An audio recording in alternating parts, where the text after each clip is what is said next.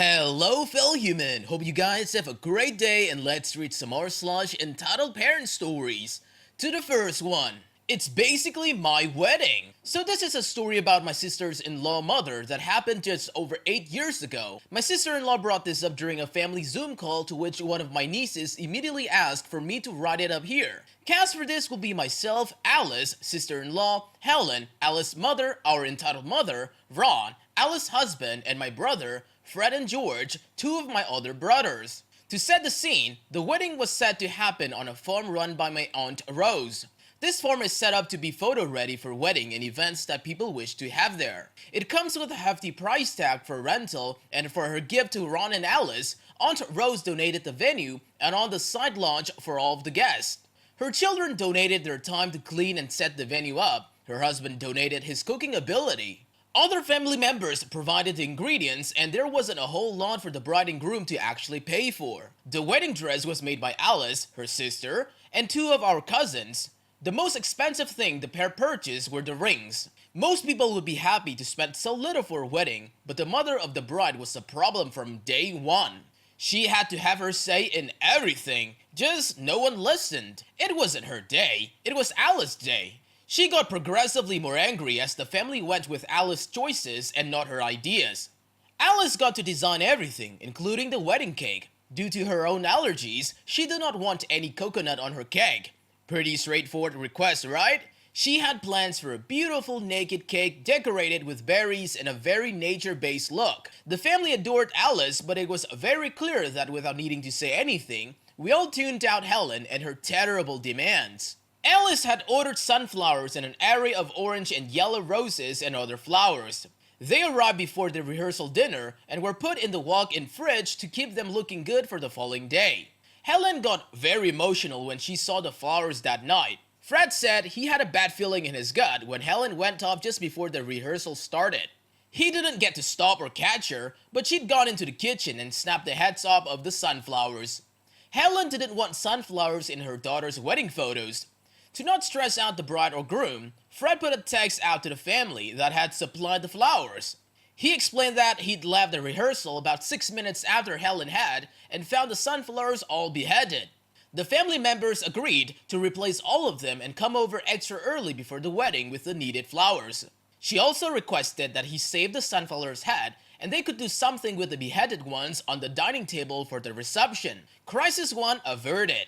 However, while Fred was dealing with the sunflowers, I was dealing with another crisis altogether. Helen was standing off to the side of the event after finishing the meal. She was on the phone and, like my brother, found a feeling of wrongness in my gut, so I wanted her to listen in. She was talking to her husband, Alice's stepfather, on the phone. She was saying what a great surprise this would be for Alice and how excited Alice would be to see her stepfather. I stepped into Helen's space and told her point blank if that man showed up, he would be leaving with more holes than God intended. Helen scoffed off the threat until she saw the look in my eyes. She told her husband she would call him back before hanging up. She told me that she could invite her husband. After all, it was thanks to him Alice even met her future husband. She could be so thrilled to have him walk her down the aisle instead of Alice's own father. It was only right after all. Who wouldn't want someone who abused them so badly they ran away and got rescued by the stranger at their wedding? I looked over my shoulder and made eye contact with George. He sensed the brewing trouble and responded in the way only George ever responds with. He brought her a fruity, sweet drink and asked if there was a problem. She drank down the drink as she told him her woes of how I was so cruel to her. He patted her arm and took her off to the side where he proceeded to keep her glass very full. I went and warned my uncle to shut the gate prior to the wedding, and when he found out what was going on, he insisted he would keep one of his sons by the front gate just in case. The party was winding down as the bride and groom separated for the evening. George kept filling up the woman's glass, talking to her as if he was the most sympathetic person to her woes. The drunker Helen got, the more she spilled. She admitted about the sunflowers because they were such an ugly flower and her daughter didn't know any better. However, around drink 4, she admitted that she'd fixed the stupid cake she'd seen in the fridge. George acted like he hated the cake as well to get out what he could from her as he found out this woman had wanted coconut cake. The thing her daughter was allergic to, badly allergic to. Turns out she had brought a few tubs of coconut frosting from the store and spread it over the base cake layer. It was around 3 a.m. when this revelation came out. George kept pulling her with drinks as he led her towards the room she was staying in. He told the family via text to check the cake immediately. Once he got her into bed, with a plan to let her to sleep through the morning wedding, she blabbed about how bland the food had looked and she'd made it all better. Then she passed out without further explanation. All the food was being inspected by the family as Aunt Rose, her husband, and kids set to work with his siblings to fix everything. The cake needed to be remade. The poorly spread coconut frosting had completely ruined the cake. Family members were woken up while the bride, groom, and wedding party were left alone to sleep. George said he would keep an eye on Helen and fix things with her husband. He was going to send the men somewhere completely different from the wedding venue. The family came together with 12 cars, leaving the ranch to go home for various replacements. There was a berry hunt at 4 in the morning, new fish, new bread being made, a new order of steaks being tenderized and marinated along with a dozen other things. One of my cousins was digging up new sweet potatoes while his wife and son gathered fresh eggs. Cars came and went all night. I told Alice her mother was sleeping off a hangover while she was getting dressed for the day, and she accepted it rather quickly. She had been told by some of her family that she had to invite her. As she tugged her stockings up, she told me she couldn't believe her wedding was here. She was getting to marry her Prince Charming in Ron, and she was trying not to cry before getting her makeup done. Helen missed the wedding despite her sister and her other daughter trying to wake her up for it. I'm glad to say Alice was in the dark about what happened on her wedding day until she came back from her honeymoon. Who told her what Helen had done? Why? Helen herself. Helen screamed at her daughter the first day they returned from the honeymoon and told her how disappointed she was with the wedding she slept through. She wanted to dress in her wedding dress and take photographs with her mother and her stepfather. Ron put a stop to that real fast. No way was her stepfather ever coming near her again. Helen was blocked, and Alice tried to figure out what all had happened at the event in those wee morning hours. We told her, with everyone coming forward with what they had done while the couple slept and rested for their wedding day. Alice thanked us all, and Ron told everyone at the next family get-together that she couldn't understand how we'd been so calm about it. Aunt Rose told her that in a crisis, you cannot lose focus. Make a plan, follow through, and things will work out alright. Alice took that advice to heart. She's a wedding planner now, and she is a stonewall for brides against their mothers or any influence besides their husband. It is their day, and that's it. Everyone else can shut up and listen to the bride and groom. Well, I gotta say, George is the real hero of the tale. Took the job and saved the whole family from the heartbreak of having to wheel the bride into an ambulance due to an allergic reaction. The second story, give my kid your PS5 or you've ruined his Christmas. Hi guys, so the other day I, 30 years old male, got lucky and managed to get a hold of a PS5, which are like gold dust in the UK at the moment. Work has been ridiculous this year, and my PS4 broke a few months back. To say I'm hyped for it and some holiday downtime is an understatement. The console finally arrived the other day and was left with my neighbor. I knocked on the door, thanked them for taking the parcel, and exchanged some pleasantries when she casually asked if it was anything nice. I told her it was a PS5. We had the usual small talk, and I went back inside thinking nothing of it. Later, we had a knock on the door from her husband around like 38-ish.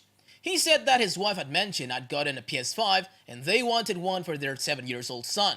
It was all his son wanted this year, and it's been a tough year for his son as he's not been able to see his friends much. So, would I consider selling it to them for what I bought it for? I said I understood, but I really don't want to sell it as I was looking forward to playing it. That's when things got a bit weird. He huffed a little and said Christmas should be about kids, and I should really consider how hard it's been for them, and offered me an extra £50. I said I wouldn't be selling it for any price. I wasn't looking to make money on it, I just really wanted to play it. He left, but said he'd hoped I'd reconsider as, "You and I are a bit old for video games anyway," and walked off. End of story, or so I thought. The next day, he comes over again, this time with his son. He said his son really wanted to see the PS5 he had heard about. The boy then said to me that's what he really wanted for Christmas and hoped Santa would get him one. I replied that hopefully he would, but it's really busy for him this year, so he might have to wait a little longer for it, but if not, I'm sure he'd get something nice instead. Another day passes, and my fiancé said they had posted something weird on social media about their neighborhood group. how they had thought 2020 would have made people less selfish and more giving. But they were disappointed in their neighborhood, which had forgotten the community spirit, and how people should be more thoughtful towards children in the street given how much they have all suffered this year. Off the back of it, my fiance asked if I should sell them the console just to keep the peace. Later in the day, they came around again to tell me that I had promised their son he'd be getting a PS5 for Christmas, and now it would be ruined if he didn't get one. She said that I am an adult and should be thinking of kids at Christmas, not acting like one playing video games, and that I was being unbelievably selfish and cruel. He added that he didn't know how we could enjoy Christmas knowing we were horrible people that had ruined a 7-year-old Christmas. Now, I've also heard from some people on the street that they have been talking crap about us to people, so most neighbors are just staying out of it. But we're definitely getting some daggers from the moms whose lunch crew. We live in a super nice neighborhood, but it's firmly middle class, lots of private school kids called Haiti and Sebastian, etc. We're definitely the youngest on the street and the weird childless couple, which I don't think PS5 Gate is helping with. My fiancé just wants to sell it to them to end it, but I'm still trying to hold firm. Honestly, feel like I'm losing my mind at this point. Oh, be sure don't sell it to them. They will own you. Buckle once and they'll expect it in the future. The third story. Get married and have baby because you owe us grandkids. My parents said that. I'm a 38 years old woman. I have a great career, a loving boyfriend 31 years old, great pets, and friends. I have never ever wanted kids. 5 years ago, I ended a relationship with a man named Jason, name change, who I thought wanted the same things that I did. We had been together for 2 years in 2015. We had traveled together, read comics, play video games, and do all kind of fun things. I had always been honest with Jason that I never wanted kids. He told me he didn't either. Then, in the summer of that year, I began to notice changes in him. He would talk about how great our friends' kids are. He tried to get me spend time with his nephew, even though I wasn't close to them. He also began talking to my parents way more than usual. The one evening, he said he wanted to have dinner with my whole family. I found this is a bit strange as I don't often spend time with my family. But for him, I agreed. We were having dinner, my parents and sibling, my brother and sister were there. Then, he dropped a bomb on me. He got down on one knee and said, "I love you. I want you to be the mother of my children." What the actual dog was the first thing that came out of my mouth. We hadn't talked about getting married, much less kids. I never wanted kids and wasn't ready for marriage. I took him to another room and asked him what the hell was he doing. He dropped another bomb and told me he had been talking to my parents about us getting married and starting a family. Well, let that sink in. He talked to my parents, not me, about our future. He said he had asked my dad's permission. My dad's permission? Before he asked for my consent? I was furious. All this was obviously meant to pressure me into saying yes. My mother, being nosy, walked right into the room we were in and asked what was wrong and why I had not said yes. I told her and the whole family that they needed to leave. When they left, I tore Jason a new butthole. I asked him how dare he assume I was going to marry him and have kids with him when I had made it very clear that I did not want those things. He told me he was hoping that I would grow up and want something meaningful. He had the gall to act like I was the bad person in all of this. I threw him out, and the following day, I ended the relationship for good. My parents were pissed at me. My mom cried about how she had been looking forward to getting grandkids for me and how I had let her down. My siblings, too, told me I had made a huge mistake by letting such a nice guy go. My dad actually told me to apologize to him. Their behavior told me that my desires and consent didn't matter to them one bit. They just wanted me to follow the same life script that they did. Till today, I haven't forgiven them, mostly because they still think that they and my ex were right.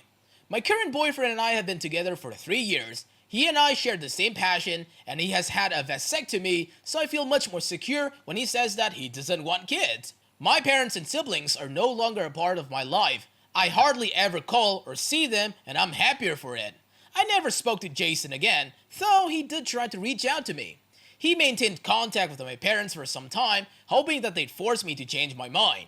I still believe that what he did was scummy, to say the least, but I bear him no ill will, and I hope he's happy. Like it's none of them really knew you at all. Quite disappointing.